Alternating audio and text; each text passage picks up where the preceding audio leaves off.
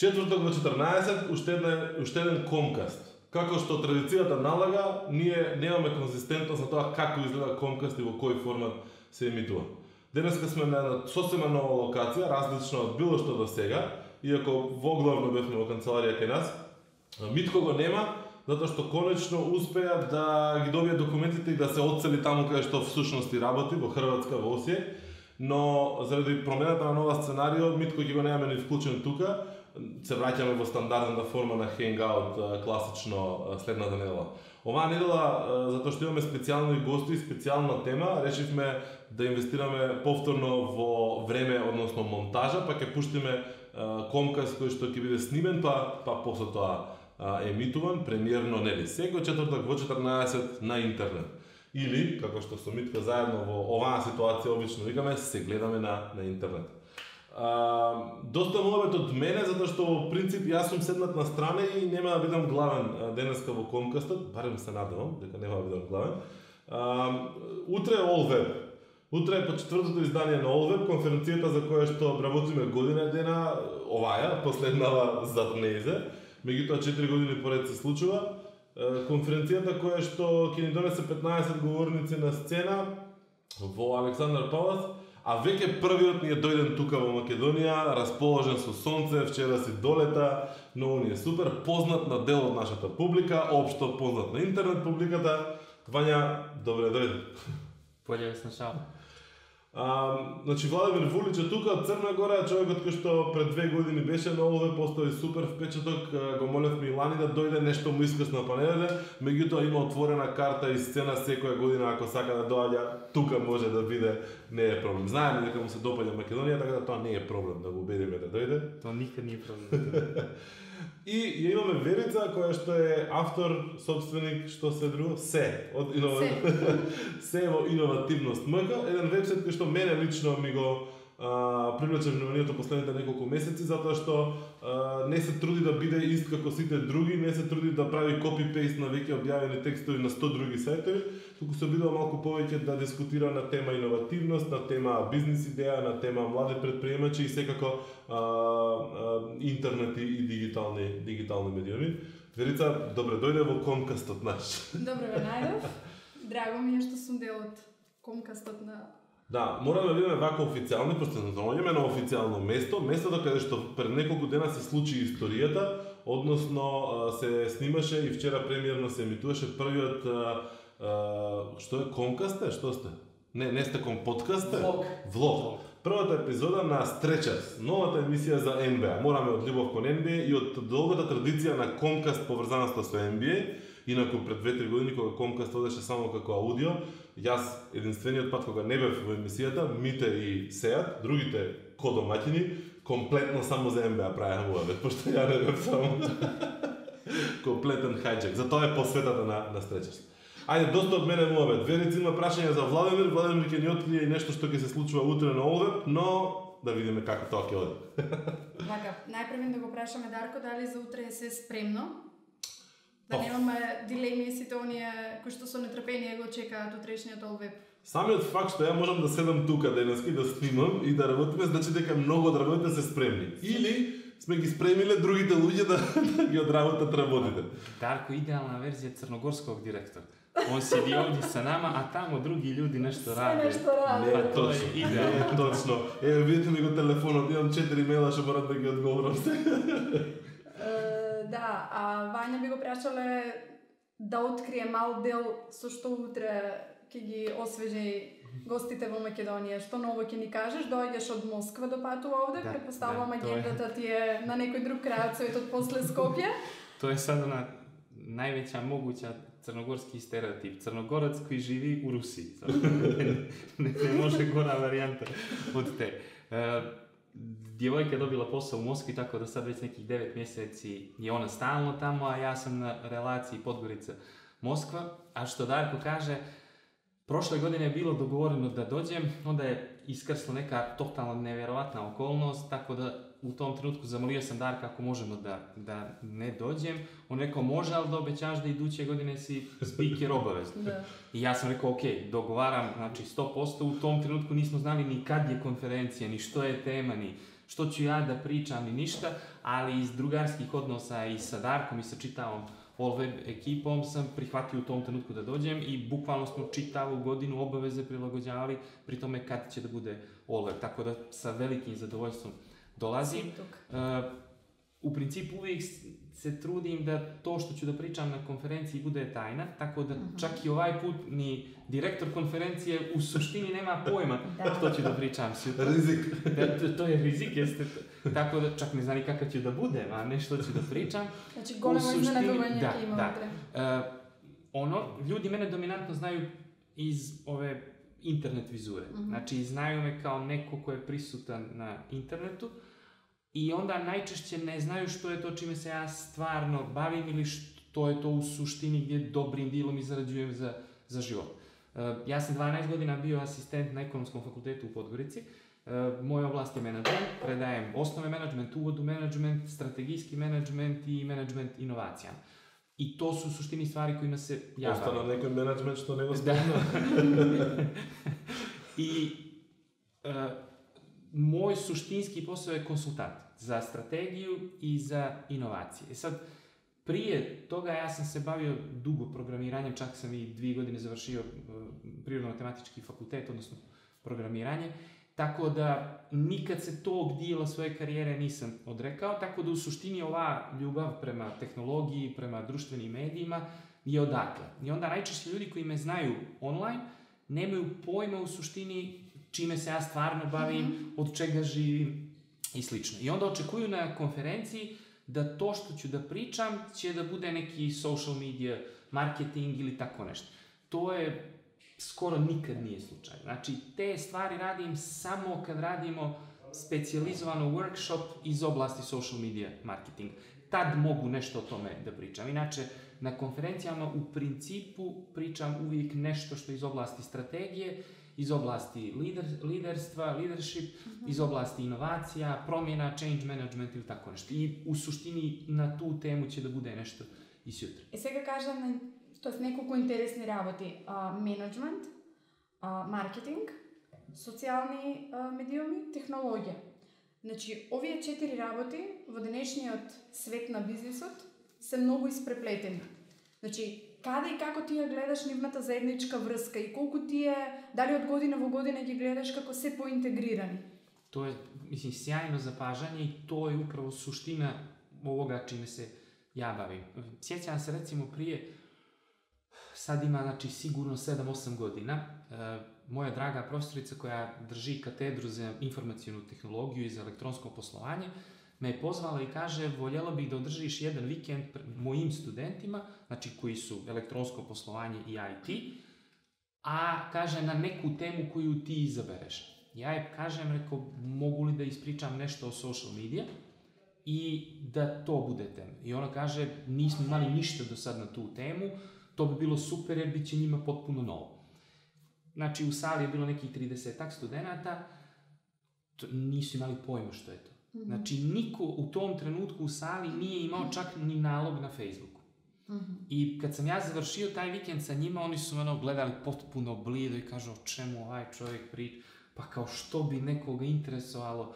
Znaš, sad u to vrijeme su bili oni statusi Vladimir Vulić pa ti možeš samo da dopuniš. Kao sad što mene interesuje što si ti sad na Comcastu ili što si u Makedoniji ili što jedeš sendvič, kao pa ko, pa dobio si Brataniće, postavio kao što mene interesuje njegova slika i tako dalje.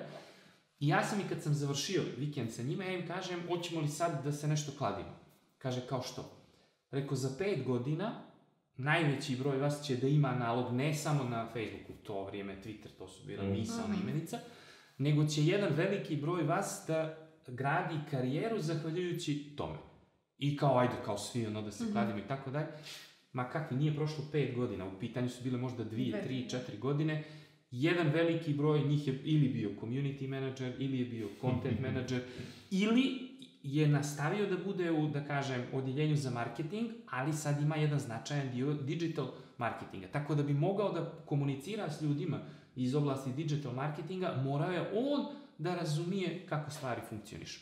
Tako da u današnje vrijeme ta neka oštra podjela, kao što si rekla, je izgubljena. Znači, nema više ja se bavim tehnologijom i to je to. Ja se bavim biznisom, pa to tamo tehnologije, to me ne interesuje, to je za neku djecu tamo. Recimo, u Americi više para na informacijnu tehnologiju potroši direktor za marketing firme nego što potroši direktor za informacijne tehnologije. Znači, veći mu je budžet za IT za marketing nego što je ovome budžet za IT, a on kontroliše IT. Toliko su se sve te stvari ispreplijetale. Tako da, to se naravno odrazilo i na ovo čime se ja bavim, a to je edukacija.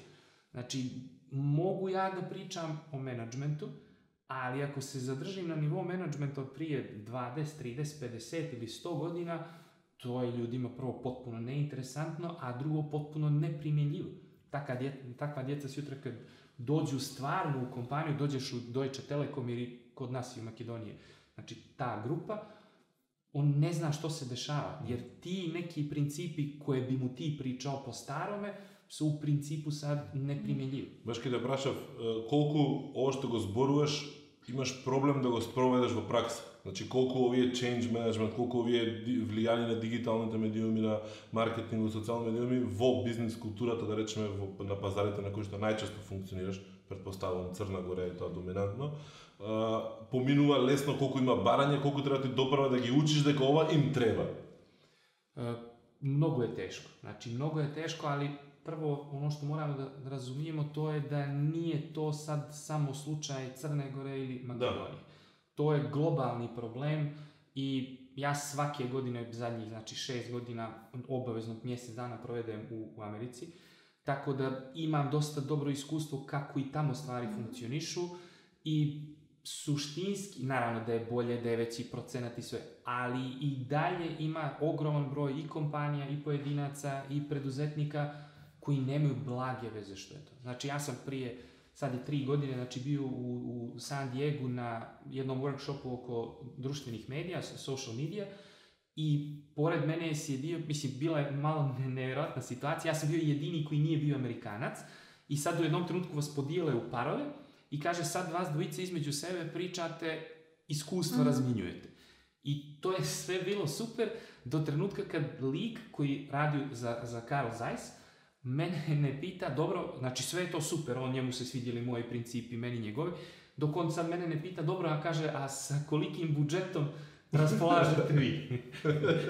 Otprilike je budžet njegov na nivou 1 minuta ili 1 sata bio veći nego budžet za čitavu godinu sa kojim mi raspolažemo. I sad on kao potpuno zbunjen, kao pa, a kako, kao pa, u smislu znaš sve, tools, znaš koncept, a kao kako toliko pare. Sad dok ti njemu objasniš koliko uopšte Balkan ima stanovnika, pa koliko tu Crna Gora ima stanovnika, pa koliko Podgorica ima stanovnika, koliki je GDP te države, to je njemu bilo onako malo nevjerojatno. Ali je, kažem, mnogo je teško. Prije, ja sam generalno u online biznisu od 97. Znači u decembru 97. sam počeo.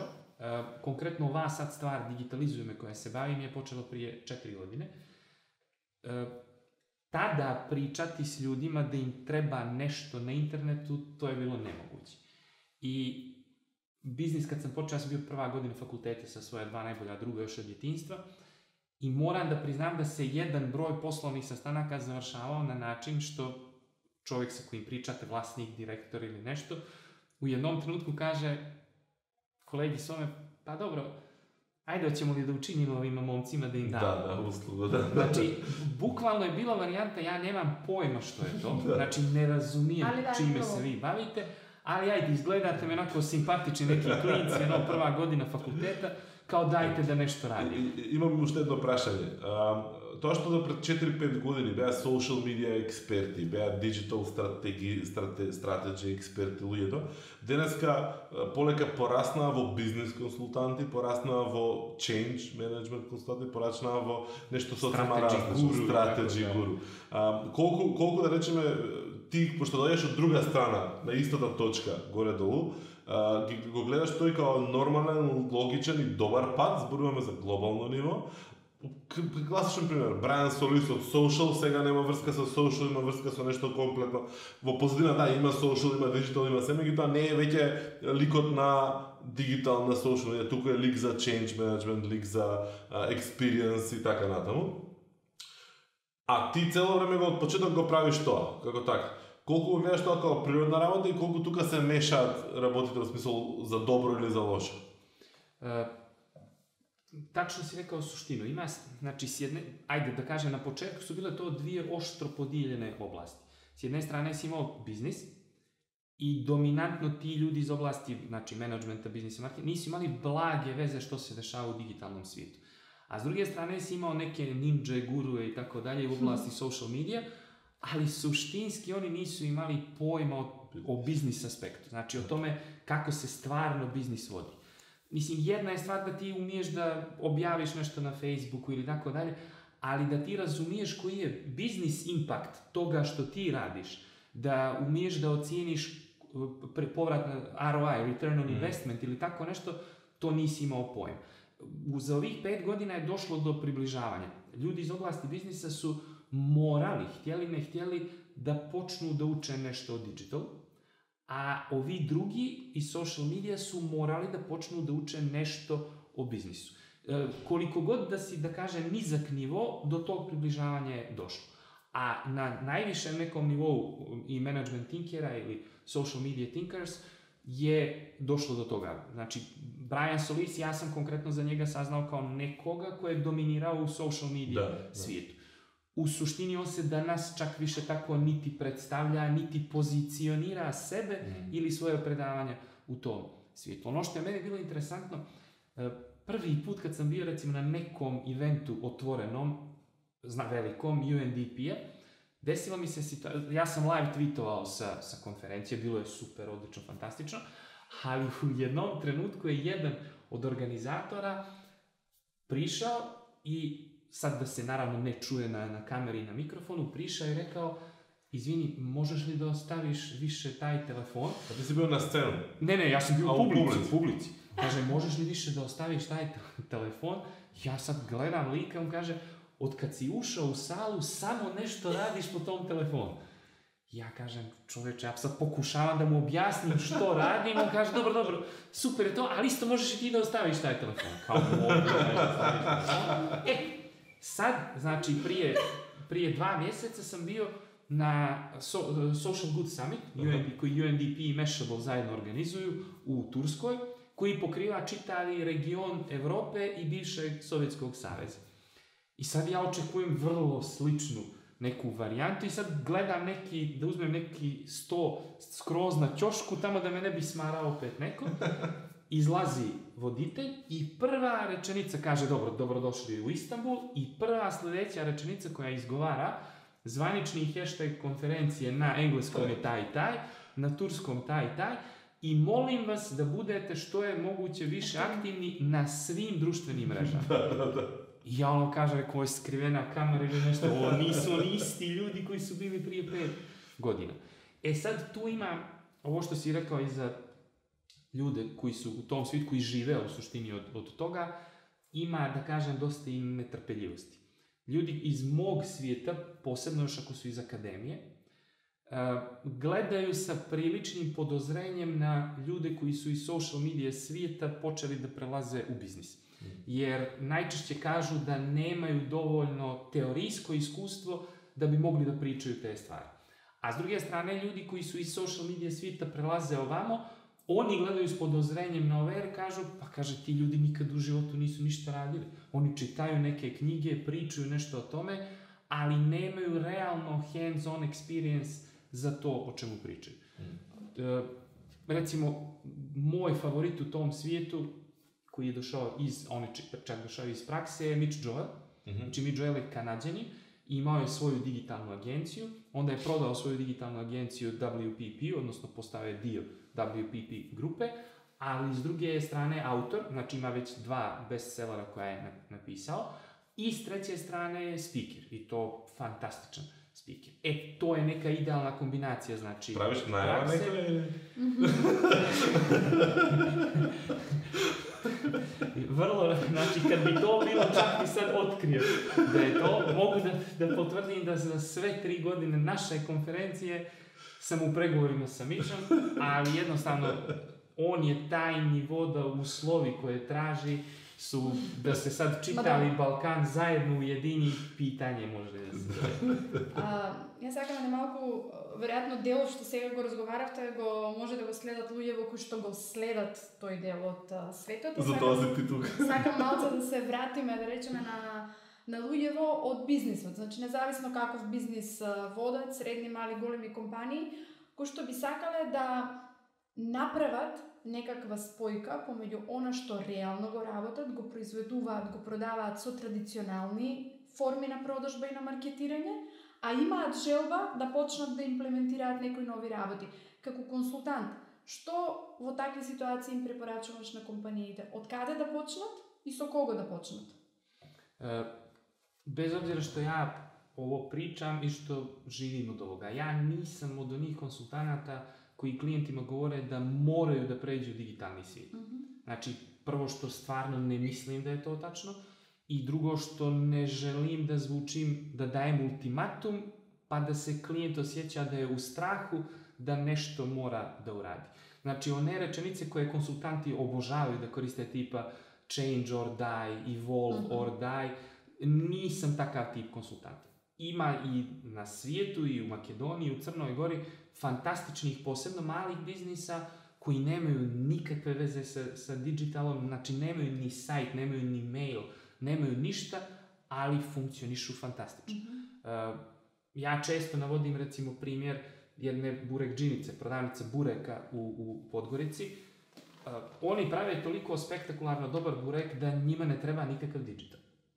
Ne kažem da ne bi možda mogao da pomogne ili da bi možda mogao da proširi word of mouth, ali njihov proizvod, oni nemaju nikakav advertising ni u offline svijetu, apsolutno ništa. Ali njihov proizvod je toliko spektakularno dobar da ljudi dolaze iz drugih gradova u Podgoricu da bi probali o čemu se radi. E sad. Ja nisam go probao. Znači onda moraš ponovo da dođeš neko predavanje, a onda primjena social media u industriji bureka. To bi dobro nešto.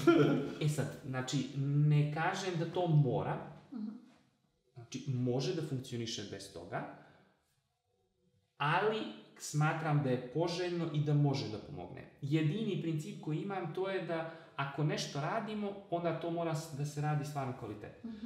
Najgora moguća varijanta je da, čuo sam sad, Darko mi je nešto pričao o social media, digital, pa njegov komšija isto nešto tamo na Facebooku, a ja sam čuo da od moje frizerke sin se razumije u taj Facebook i još pomalo zna engleski, pa možeš li kao njega da zovneš da mi on tamo nešto radi. Znači, prvo, ne razumiješ zašto ti to treba. Znači, ti si na digitalu zbog toga što si čuo da su svi ostali tamo. Koji je tvoj cilj zašto to uopšte radiš? Pojma nemaš.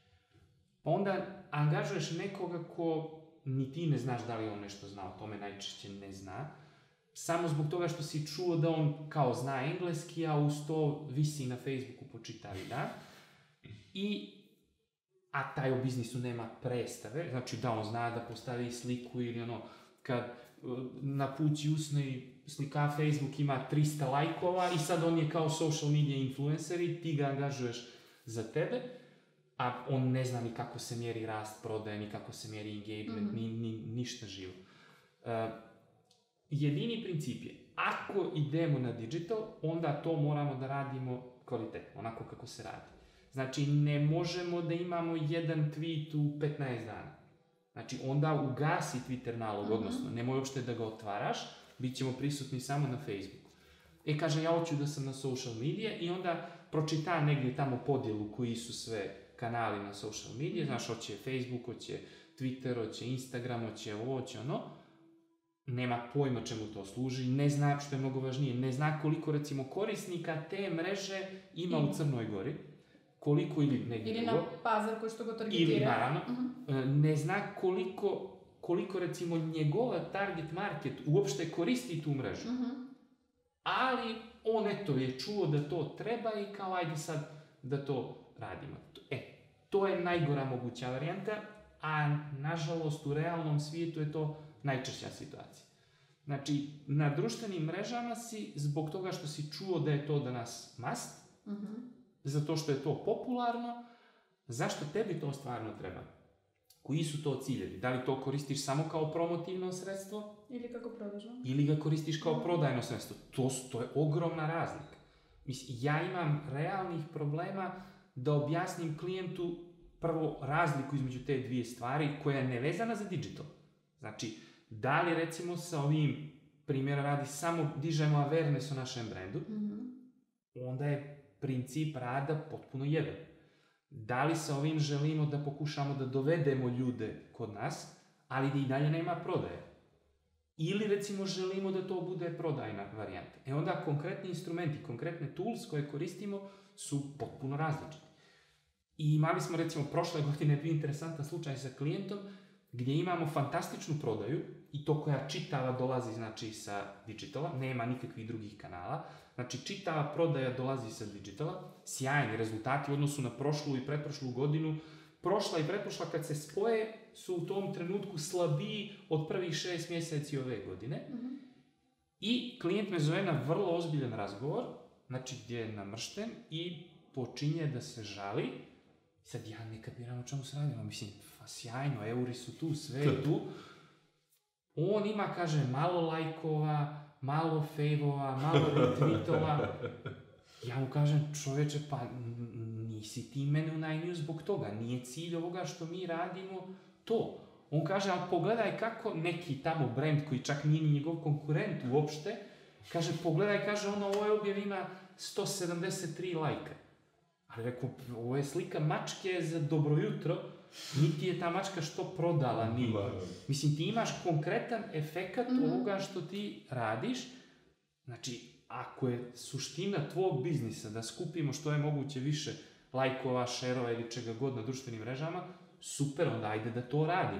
A onda neka platu tvojim radnicima isplaćuje neko drugi. A ako je poenta da imamo neku prodaju, onda nemoj da mjerimo faktore koji nemaju veze sa tim. Znači, daj da mjerimo to... Znači, pak dojdeme do osnovni nekoj neinformiranosti, ne go pogled na target grupete, zašto i kako. Сега тука OVEP и Spark Me, така, за која што разговаравме, конференцијата која што вие организирате се тука за да го подигнат тоа ниво на едуцираност, да речеме. Ме интересира и од двајцата едно мислење во ова неколку годишно искуство. Дали чувствувате на пазарите каде што делувате преку овие конференции и носите навистина атрактивни спикери, се зголемува свесноста, информираноста за целиот овој интегриран, технолошко-информативен, како веќе да го наречеме, свет во кој што работите сериозно се менуваат? Значи, вака, можем да кажем дека има големо поместување во нивото на разбирање и на посветеност кај бизнисите, особено во Македонија, правиме за овие теми. Поместувањето е сериозно големо. Она што ние со OVEP сега година се обидуваме да го правиме е да нивото на дискусијата, она што се случува на сцена, е најмалце еден чекор над тоа што се случува како реалност тука. Настаните и конференциите се тука за да те инспирираат, за да те научат нешто ново, не да чуеш нешто што веќе си го знае во основа. За да ти ја прикажат иднината, за да ти кажат како што треба да очекуваш или како треба да работиш за во иднината. И од тој аспект јас лично не сум задоволен на тоа како пазарот реагира во поглед на развојот. Значи да, многу повеќе знаат, многу повеќе се работи, нема тука дискусија. И буџети, и луѓе, и се е тоа во ред. Заинтересираност, вклученост, се е супер, но нашиот стремеж да бидеме секогаш да туркаме напред, и тоа никогаш нема да престанеме да го правиме, едноставно не секогаш е видлив низ годината на практично ниво. Минатата година Виктор на ITMK имаше, минатата мислам да кажа или предмината, одличен текст после самиот настан, дека баш тоа. Значи Супер што слушнавте, слушнавме све супер, ајде да видиме компаниите што ќе направат сега тоа што го слушнавме. Значи, он имаше многу текст напишано после тоа, после самиот одбор, и баш беше тоа, ако на некој начин до сега 2 години се случуваше, супер работи слушнавме, не ги видовме баш нешто на дело премногу од нив. Еве 3-та година поред, ајде да видиме сега да не ќе ги видиме на дело. Значи, таа нека трансформација од ова е одлично во доаѓање дома и во бизнисот свој менување директно од корен, не ја гледаме толку јасно, толку кристално јасно. Има поединци, има примери убави, на кои што се гордееме сите заедно, но има примери каде што сите се они воодушевени одлично и многу задоволни, ама нема постоја промена во бизнис. Зошто мислиш дека тоа е така? Значи, една приказка е многу реална, е тоа што, и тоа ќе го дискутираме утре на единствениот панел со директорите на маркетинг агенциите. Значи, перцепцијата на диджитал и на цела оваа приказка се прави, пресметката се прави врз основа колку пари се троши на кој канал. И на диджитал се троши најмалку по проценти и ние најмалку внимание му посветуваме. Без разлика што диджитал како сам канал или како медиум влијае на се друго на тема бизнис многу повеќе од процентот кој што буџетот го добива. И ти немаш врз на буџетот да ги алоцираш твоите ресурси или во стратегијата да го игнорираш тој дел. А кај нас со години колачот се распоредува по една иста шема. Не е проблем колачот како се распределува. Проблемот е што во основа не треба распределбата на парите за огласување, таа процентуална распределеност да се одразува на вниманието што му се дава во рамките на организацијската структура на различниот канал за огласување. Не да сте поклопува. Затоа што ти ќе дадеш 90% или 80% на телевизија, меѓутоа телевизијата денеска е под огромно влијание на дигиталните медиуми. А ти, со самото тоа што не им посветуваш ни внимание, не сваќаш дека телевизијата ти се трансформира. И ти телевизијата ја третираш еднакво, без разлика што диджитал многу ти ја променил во меѓувреме. Ти си викаш, јас имам телевизија, најмногу пари давам таму и ќе си продолжам да се работам еднакво како што сум работел до сега. При томе тоа е доста ono što Amerikanci kažu self-fulfilling prophecy. Ako ti najveći dio budžeta uložiš u televiziju, a za digital ostaviš neku mrvicu, normalno je da će u apsolutnom iznosu efekat te televizije da bude veći od efekta toga digitala. Da ne pominjemo da pokušaš da smanjiš malo ovamo, jer malo smanjenje za televiziju u relativnom iznosu znači mnogo za digital. Ja ću napomenuti jedan primjer sad iz Crne Gore od ove godine. U pitanju je međunarodna kompanija koja je imala jednu kampanju, opredijelila je da najveći dio sredstava bude preko digitala. I rezultati su bili odlični. U jednom trenutku dolazi njihov nadređeni iz inostranstva, znači lik je stranac, nadređen je svima njima u Crnoj Gori. Došao je od aerodroma do grada, bio je na sastancima, uveče je izašao. Ne gi vidio nikada. Pa to... I lik totalna nervoza, histerija. Kao što je? Pa kaže, vi ništa ne radite, ovdje se ništa ne dešava, u ovoj državi niko ne zna za našu kompaniju. Sad vi pitaju, kako čovječe, pa pogledaj rezultate, super. Pa kaže, gdje? Pa kaže, nigdje nema billboard, nigdje nema ništa na zgradi, nigdje nema... Znači, njegova logika je bila da ako on ne može od aerodroma do grada da vidi 50 billboarda sa njegovom kampanjom, onda ta firma ne radi ništa. To je potpuno neisplativo. I na kraju, naravno, pošto je on glavni šef, na kraju su marketing menadžeri naši morali da zakupe ogroman broj billboarda po gradu i po državi, samo zbog toga da bi on i menadžeri tog tipa bili presrećni kako su onako vidljivi po gradu. Znači, outdoor visibility je super, to što je to koštalo... Dolazi nam šef, uključite billboard. Da, uključite billboard. Šteta što još uvijek, makar kod nas nema makar digitalnih billboarda, pa kad je šef, kad prolazi, u tom trenutku se pojavi, kad šefov auto prođe, vrati tu staru reklamu. To znači дека имаме и јас предпоставам помеѓу, ако се земе нели бројот на луѓе кои што се онлайн, тоа сме најголем дел од сите ние на различни начини, и она што компаниите, па маркетинг агенциите, па дури и медиумите го прават онлайн. Може да се согласиме дека постои тој јас и дека треба да почне да се менува така? ono što je meni, meni fascinantno, da ima fantastičnih primjera i običnih zaposlenih, i menadžera prve linije, i top menadžera, znači koji stvarno razumiju kako funkcioniše svijet. Ali s druge strane mi je fascinantno da imam primjere ljudi koji u privatnom životu, znači za sebe privatno, imaju sjajan nastup online. Znači fantastičan, vrlo su prepoznatljivi, jedinstveni, ljudi obraćaju pažnju na to što pišu, a isti taj čovjek kad je s druge strane, znači menadžer u kompaniji, se ponaša znači vrlo agresivno i vrlo negativno prema digitalnim medijima. I nemoguće ga je ubijediti da malo više krene u to.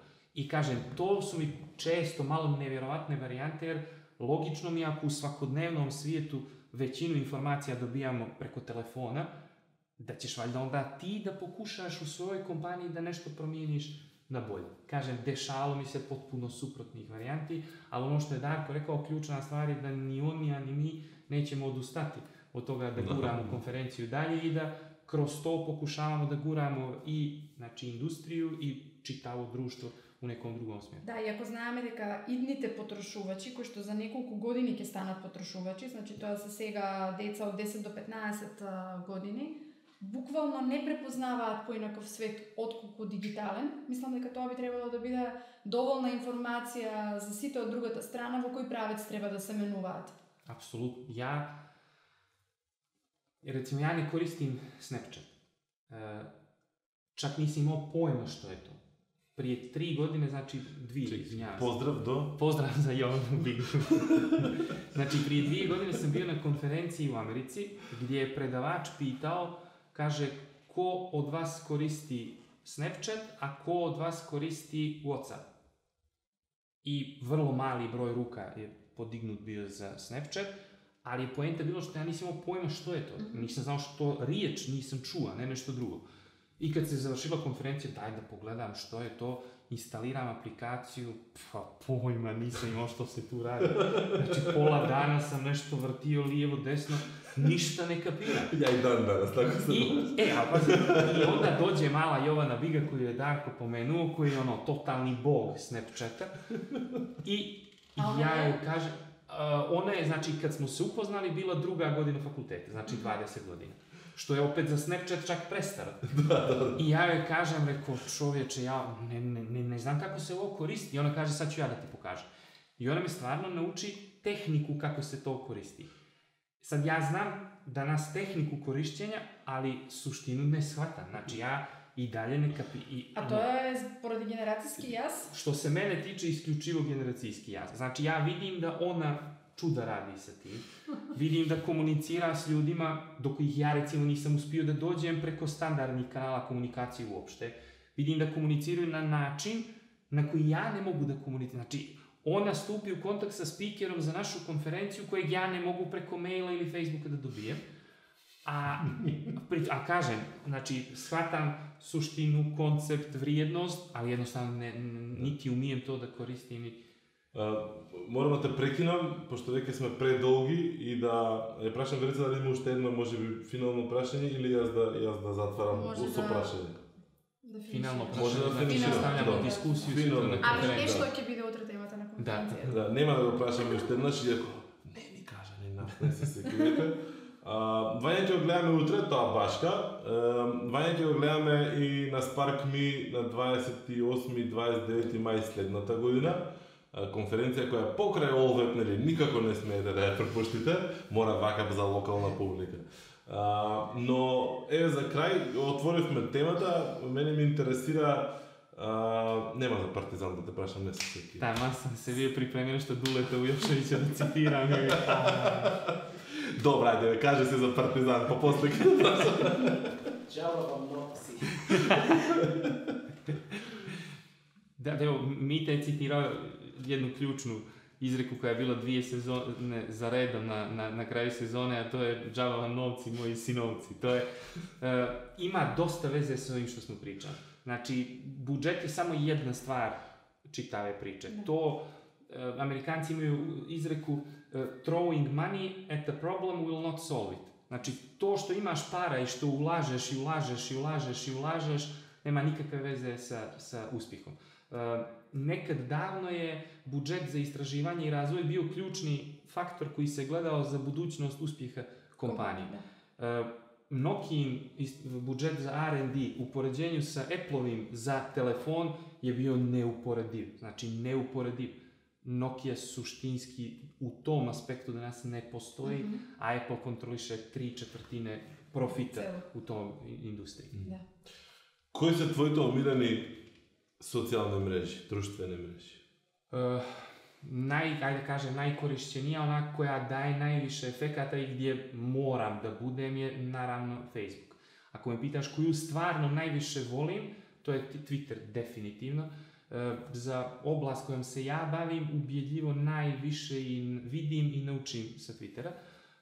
Posebno sad za tebe i za mene kad si organizator konferencije ili kad si povrh toga još i speaker, je Twitter zakon zbog toga što možeš vrlo jednostavno da pratiš konferencije bilo gdje u svijetu i da pomoću odgovarajućeg hashtaga ispratiš čitavu konferenciju što se dešava, odnosno makar koje su ključne poruke bile.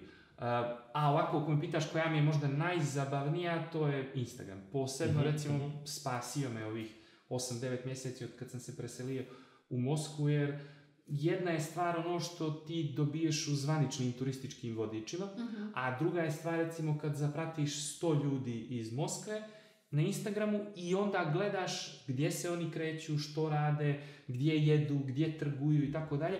I moram da priznam da mi je Instagram suštinski bio glavni vodič za ovih 9 mjeseci života tamo. Se gledamo na ovo Se gledamo i sljednja četvrtak na Comcast.